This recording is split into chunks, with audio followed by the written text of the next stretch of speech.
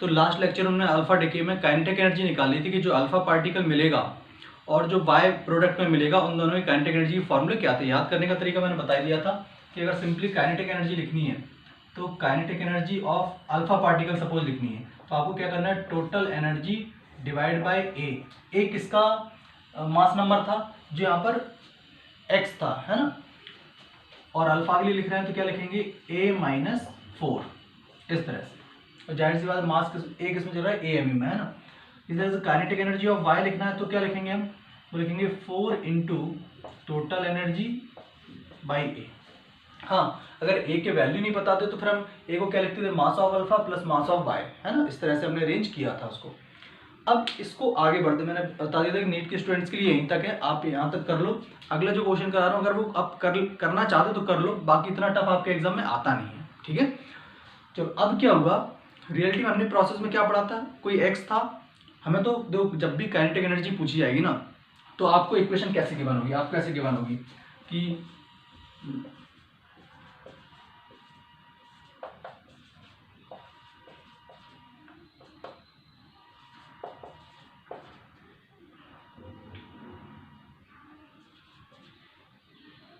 इस तरह से गिवन होगा।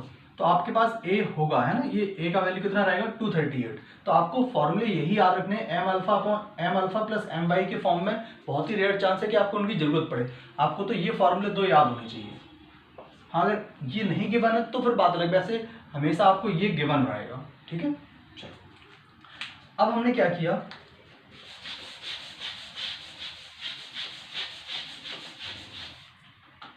हमारे पास दोनों पार्टिकल आ गए, लेकिन ये बात तो अभी तक थ्योरेटिकल चल रही थी। साइंस, देखो साइंस में क्या होता है, कोई भी चीज़ की थ्योरी बनती है उसको फिर प्रैक्टिकली प्रूफ करते हैं और अगर डेटा मैच कर जाता तो हम बोल देते हैं ये चीज़ सही है। अभी जो अल्फा डिके की बात चल रही थी, अल्फा डिके में हमने क्या एक्सपेक्ट किया कि एक्स जो था, एक्स से बना वाई और अल्फा, तो हमने बोला एक्स से वाई और अल्फा बना तो एक्स का मास वाई और अल्फा के मास से थोड़ा सा ज़्यादा है। तो आपने हमें क्या एक्सप्लेनेशन दिया, आपने बताया कि बेसिकली जो इसका जो मास है एक्स का और वाई और अल्फा का जो मास का टोटल है, दोनों में कौन ज़्यादा है, एक्स का मास। मैंने पूछा ये मास कहाँ गया, तो आपने बोला ये मास का जो डिफरेंस है, ये मास का डिफरेंस एनर्जी के फॉर्म में रिलीज हो गया। मैंने कहा ठीक है। अब मैंने पूछा कि ये एनर्जी गई कहाँ, तो आपने आंसर दिया कि ये एनर्जी अल्फा और वाई ने शेयर कर ली और उनके फॉर्मूले भी आपने बता दी। मैंने कहा मैं आपकी बात का भरोसा कैसे करूँ कि अल्फा पार्टिकल के पास इतनी एनर्जी है। तो उसके लिए साइंटिस्टों ने क्या प्रूफ दिया, ध्यान समझें। अभी आप आगे चले जब मैग्नेटिक इफेक्ट ऑफ करंट पढ़ेंगे तो वहाँ पर एक फॉर्मूला आएगा, वो फॉर्मूला अभी मैं लिख रहा हूँ, आप याद कर लो, आगे उसका प्रूफ मैं बताऊंगा जब हम मैग्नेटिक इफेक्ट ऑफ करंट पढ़ेंगे, है ना।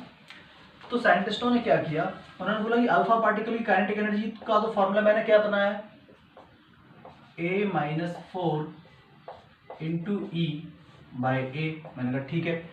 तो उन्होंने कहा इससे एक फाइनाइट वैल्यू मिलेगी। मैंने कहा ठीक है। जब भी किसी चार्ज पार्टिकल को मैग्नेटिक फील्ड में रखते हैं, थोड़ा नया है इसको याद करना पड़ेगा, है, फिर जब ये चैप्टर पढ़ेंगे तो आपको क्लैरिटी आ जाएगी। जब भी किसी चार्ज पार्टिकल को मैग्नेटिक फील्ड में परपेंडिकुलरली, मैग्नेटिक फील्ड से आप चाहो तो नोट कर लो ये बात, जब भी किसी मूविंग चार्ज पार्टिकल को मैग्नेटिक फील्ड से परपेंडिकुलर प्रोजेक्ट किया जाता है तो ये एक सर्कुलर पाथ लेता है। कौन सा पाथ लेता है, सर्कुलर पाथ। उस सर्कुलर पाथ का radius r is equal to mv/qb से दिया जाता है। r is what, radius of circular path, radius of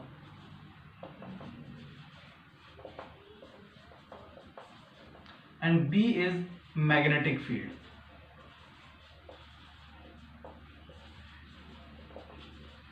और v तो स्पीड है ही सही। तो जब भी किसी चार्ज पार्टिकल को मैग्नेटिक फील्ड में हम भेजते हैं परपेंडिकुलर डायरेक्शन में, किससे परपेंडिकुलर डायरेक्शन में, मैग्नेटिक फील्ड से, तो वो एक सर्कुलर पाथ लेता है। सर्कुलर पाथ का radius r is equal to mv/qb से दिया जाता है। हमने कहा चलो ठीक है।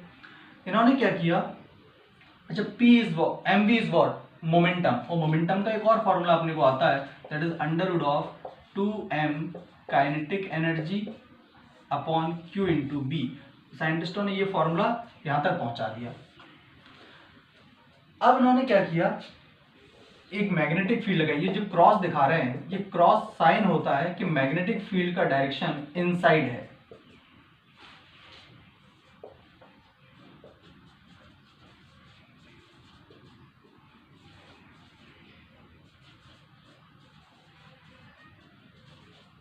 मैग्नेटिक फील्ड को रिप्रेजेंट करने का तरीका होता है डॉट और क्रॉस। जब डॉट होता है तो मैग्नेटिक फील्ड इस प्लेन से बाहर की तरफ, और अगर क्रॉस है तो मैग्नेटिक फील्ड प्लेन से अंदर की साइड होता है। ठीक, इन्होंने क्या बोला, अब ध्यान समझना कितना बड़ा साइंस, इन्होंने कितनी अच्छी थ्योरी बनाई। यहाँ तक बात आ गई थी। अब इन्होंने क्या किया, जो अल्फा पार्टिकल मिला ना, ये अल्फा पार्टिकल की एक फिक्स काइनेटिक एनर्जी होगी। तो एक प्रोसेस हुई, उससे एनर्जी रिलीज हुई, कुछ एनर्जी अल्फा पार्टिकल ले गया, कुछ काइनेटिक एनर्जी हमारा वाई ले गया। हमने उस kinetic energy, alpha kinetic energy वाले अल्फा पार्टिकल को पकड़ा और उसको मैग्नेटिक फील्ड से परपेंडिकुलर भेजा। जब हमने उस अल्फा पार्टिकल को, अच्छा एक दो नहीं भेजते, कई सारे भेजते हैं, तो उस अल्फा पार्टिकल को हमने परपेंडिकुलर डायरेक्शन में v स्पीड से भेजा, तो बताओ ये कौन सा पाथ लेगा, ये सर्कुलर पाथ लेगा। ये बात हमें तो पता ही थी।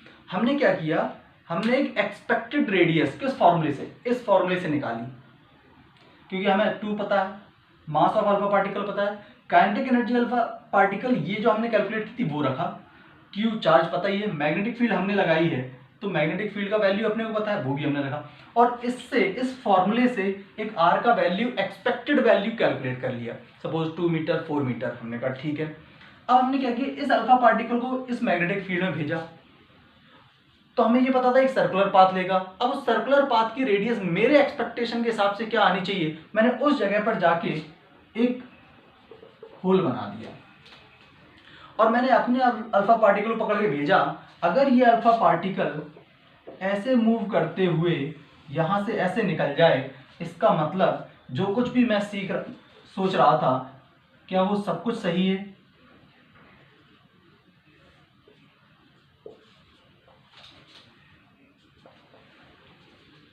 मेरी बात समझ में आई?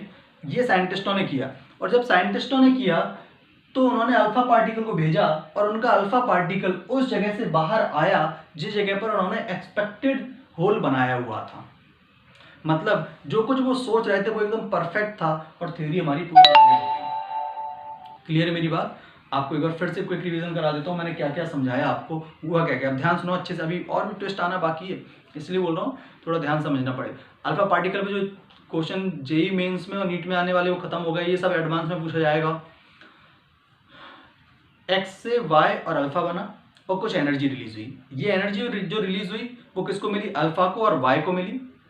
वो एनर्जी कितनी कितनी मिली उसको कैलकुलेट करने के मैंने फॉर्मूले बना लिए कि अल्फा को कितनी एनर्जी मिली, काइनेटिक एनर्जी मिली, वो ये है। वाई को कितनी काइनेटिक एनर्जी मिली उसका भी फॉर्मूला अपने पास है। हमने कहा ये तो चलो वैल्यूज आ गई, हमने इस वैल्यू के बेसिस पर एक रेडियस का फॉर्मूला निकलवाया जाता है मैग्नेटिक इफेक्ट ऑफ करंट में। उसमें वैल्यू जब सब्स्टिट्यूट की तो मुझे एक बात समझ में आ गई कि अगर मैं इस अल्फा पार्टिकल को एक मैग्नेटिक फील्ड में परपेंडिकुलर डायरेक्शन में भेजूंगा तो ये एक सर्कुलर पाथ लेगा, उस सर्कुलर पाथ का रेडियस ये होना चाहिए। अब हमने क्या किया, अपना प्रैक्टिकली जो अल्फा पार्टिकल था उसको इस मैग्नेटिक फील्ड में भेजा और उस जगह पर होल बना दिए जिस जगह मेरी एक्सपेक्टेशन है कि ये इतना रेडियस होना चाहिए, और ये अल्फा पार्टिकल उस जगह से बाहर आ गया। तो मैं समझ गया कि जो मैंने पूरा मैथमेटिकल कैलकुलेशन किया वो एकदम एक्यूरेट और परफेक्ट है। क्लियर है? यहाँ तक नोट कर लो इसको, अभी और आगे चलना है। अब क्या हुआ, अब एक दो अल्फा पार्टिकल तो भेजे नहीं जाते, कई सारे भेजे जाते हैं। मान लो हमने 100 अल्फा पार्टिकल भेजे। अब 100 अल्फा पार्टिकल में क्या हुआ, 100 अल्फा पार्टिकल्स में से 4 ही बाहर आए, इसका अंदर 96 पार्टिकल बाहर नहीं आए। तो साइंटिस्टों का दिमाग खराब हो गया और बोले ये तो 2 पल की खुशी रही बस, है ना, कि इतना सब कुछ पढ़ा और हमने सोचा इस जगह रेडियस होना चाहिए, हमने निकाला, उस जगह होल भी बनाया और 4-5 बाहर भी आ गए, लेकिन बाकी कहाँ गए? तो एक फिर से एक हमारा काम बन गया कि यार ये इनका 96 का पता करो। तो साइंटिस्टों ने फिर क्या किया, जगह जगह पर होल करके देखे तो कुछ कुछ जगह से अल्फा पार्टिकल बाहर आए, और वो अल्फा पार्टिकल जहां से बाहर आए उनका रेडियस इस अल्फा पार्टिकल से कुछ छोटा आया प्रैक्टिकली। यहां पर होल बनाया, यहां पर होल बनाया, तो यहां से अल्फा पार्टिकल बाहर आए, यहां से अल्फा पार्टिकल बाहर आए। तो साइंटिस्टों ने कहा इसका मतलब जो अल्फा पार्टिकल, ये तो हमारी एक्सपेक्टेड रेडियस थी,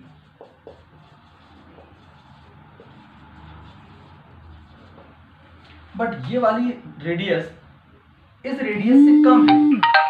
तो बेसिकली हमारा जो बाकी के जो हमारे अल्फा पार्टिकल थे उनका रेडियस एक्सपेक्टेड रेडियस से कम आया। तो हमने कहा इसका मतलब जो बाकी के जो अल्फा पार्टिकल है ना 96, 4 तो निकल गए थे एक्सपेक्टेड रेडियस से, 96 निकले थे। तो वो जो 96 का रेडियस कम है तो इसका सीधा सा मतलब कि उनकी काइनेटिक एनर्जी कम है। मतलब अगर 100 एनर्जी रिलीज हुई थी, सोचो एक रिएक्शन में 100 एनर्जी क्यू वैल्यू निकली थी, उसमें से हमने सोचा था कि 90 जो एनर्जी थी वो अल्फा पार्टिकल को मिली और 10 जो मिली किसको मिली, वाई को मिली। उसके एक्सपेक्टेशन के हिसाब से हमने यहाँ रेडियस बनाई थी, तो वो तो कुछ के लिए तो वैलिड हो गई, बट कुछ के लिए अगर रेडियस कम आई है इसका मतलब उनको जो एनर्जी मिली वो 90 मिली या 90 से कम। खुद सोच के देखो, क्या उनको अगर एनर्जी 90 मिलती तो रेडियस एग्जैक्ट इसकी इक्वल आती। अगर रेडियस कम है इसका मतलब उनको जो एनर्जी मिली वो 90 से कम मिली। और हमने ये देखा वाई को जो एनर्जी 10 मिल रही थी वो अभी भी 10 मिल रही है। तो हमने कहा कुछ तो प्रॉब्लम है यार। तो इसमें और आगे रिसर्च की गई तो क्या मिला वो ध्यान समझे इस चीज को।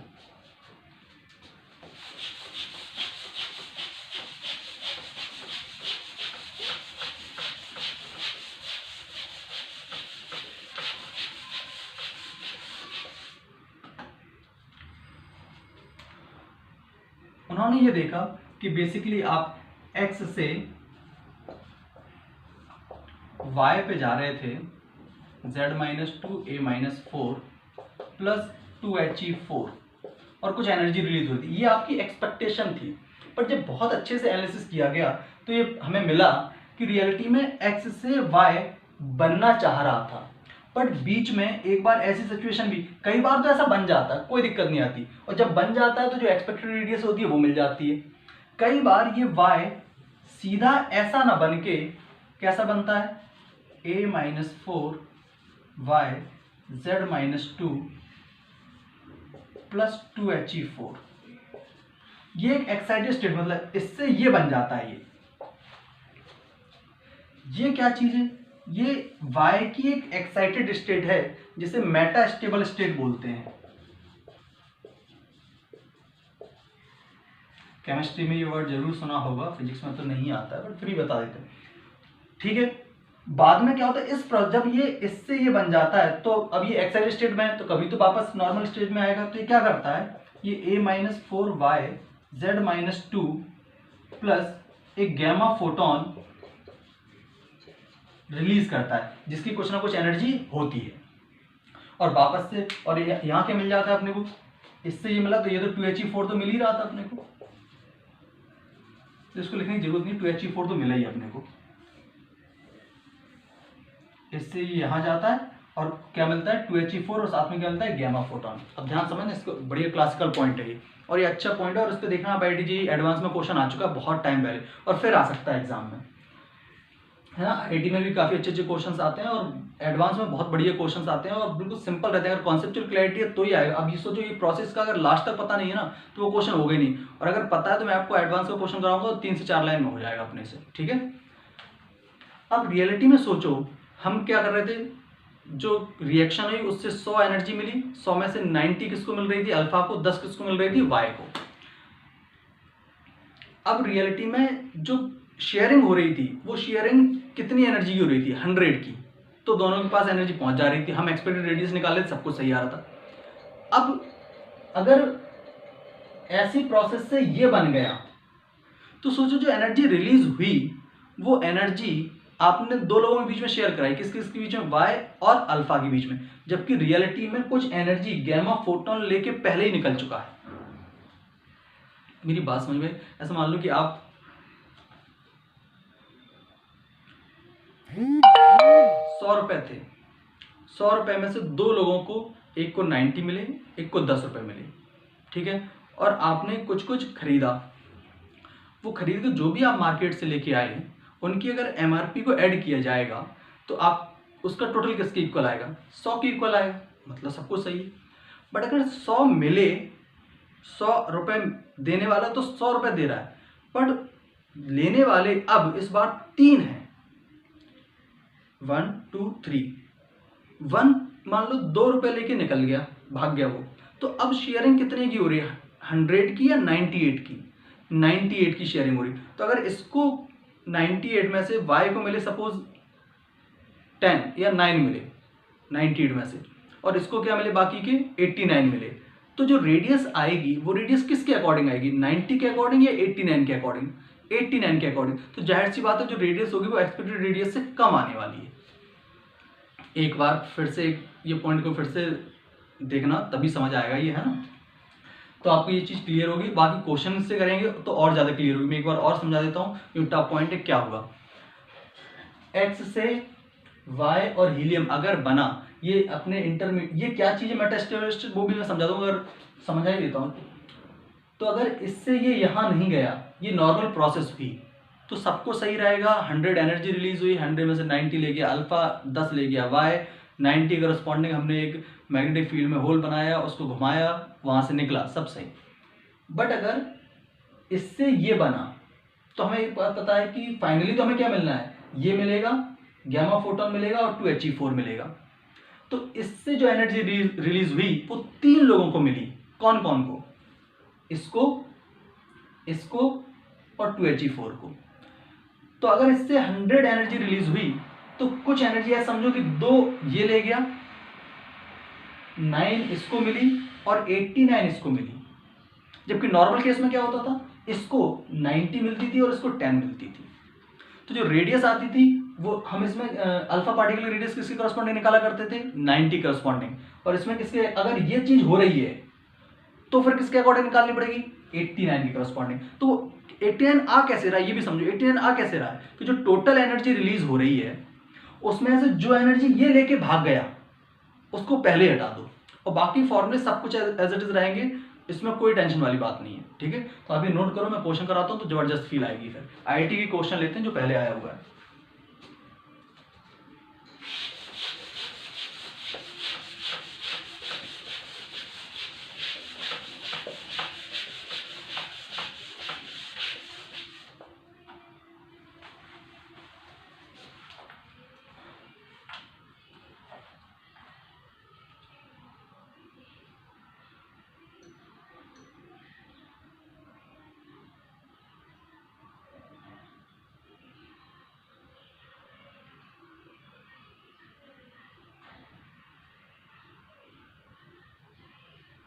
देखो एक क्वेश्चन जो किस तरह से इस टाइप का क्वेश्चन आता है, और आप जो पहला क्वेश्चन कराया था, मैंने 2 क्वेश्चन कराए इसलिए अल्फा डीके पे।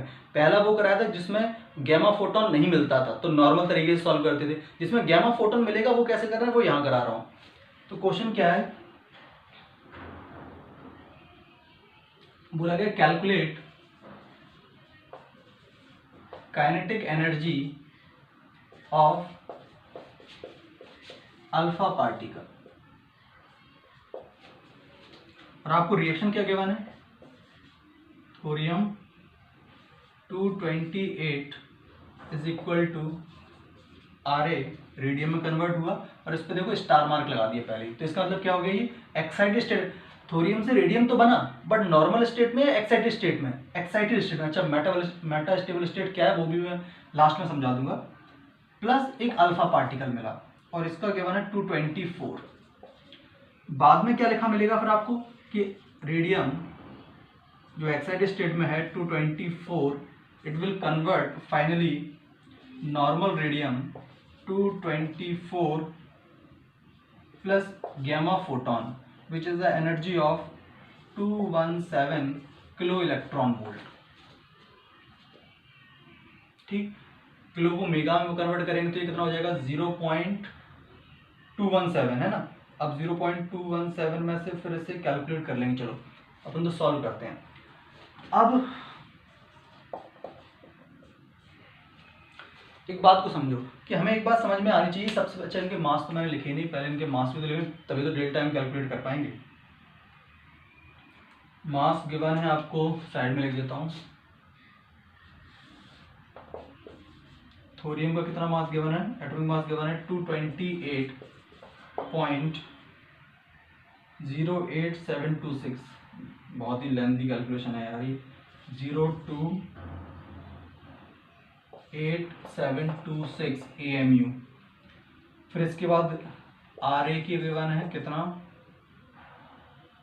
224.020196। और अल्फा पार्टिकल का गिवन है हीलियम न्यूक्लियस का बेसिकली 4.00260 AMU, मतलब आंसर आएगा 5.213 दिया हुआ है। चलो कैलकुलेट करते हैं अल्फा पार्टिकल के लिए। तो सबसे पहले तो आप मास डिफेक्ट निकालो, है ना।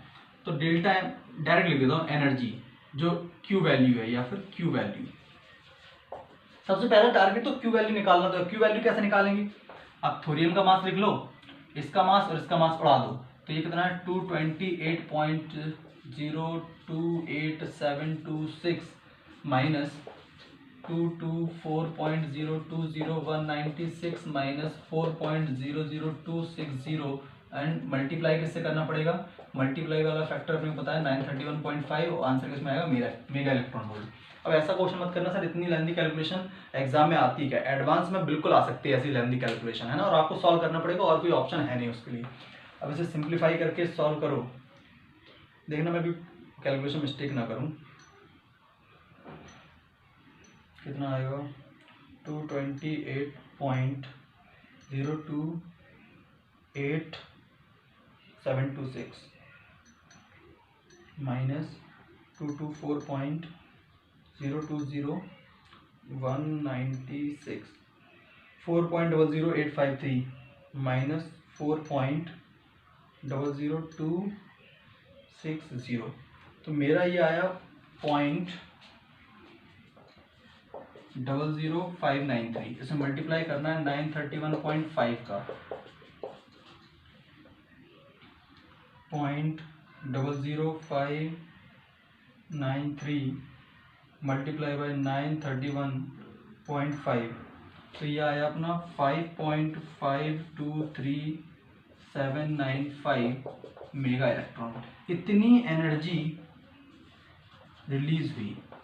आप एक बात फील के साथ बताओ, अगर ये मेटास्टेबल स्टेट नहीं बनती तो आप क्या करते, आप डायरेक्ट फॉर्मूला लगाते के अल्फा का, के kinetic energy of alpha particle is equal to alpha, तो ऊपर क्या आएगा a-4 का मतलब 224 इंटू ये वैल्यू डिवाइड बाई 228, ये करते। अगर मेटास्टेबल स्टेट नहीं होती तो आप सिंपली क्या करते, आप करते ये क्यू वैल्यू मतलब E इंटू a-4 मतलब 224 अपॉन 228 और इससे काइनेटिक एनर्जी निकालते थे। बट क्या अभी ये करना सही है? आपको सबसे पहले क्या करना चाहिए, जो एनर्जी ये रिलीज कर रहा है ना, ये एनर्जी पूरी इसको और इसको मिली ही नहीं। रेडियम और अल्फा को इतनी एनर्जी नहीं मिली। कितनी मिली, जितना ये गामा फोटोन लेके निकल गया उसके बाद जो एनर्जी मिली वो इन दोनों में डिस्ट्रीब्यूट हुई। तो हम क्या करेंगे,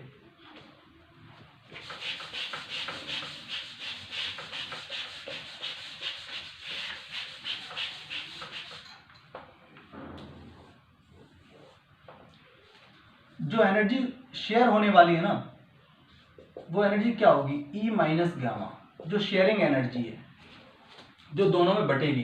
तो बेसिकली वो कितना हो जाएगा 5.523795 माइनस गामा फोटोन कितना लेके उड़ा था 217 mega electron kilo electron volt, तो 0.217 मेगा इलेक्ट्रॉन वोल्ट। अब इसे भी माइनस करो,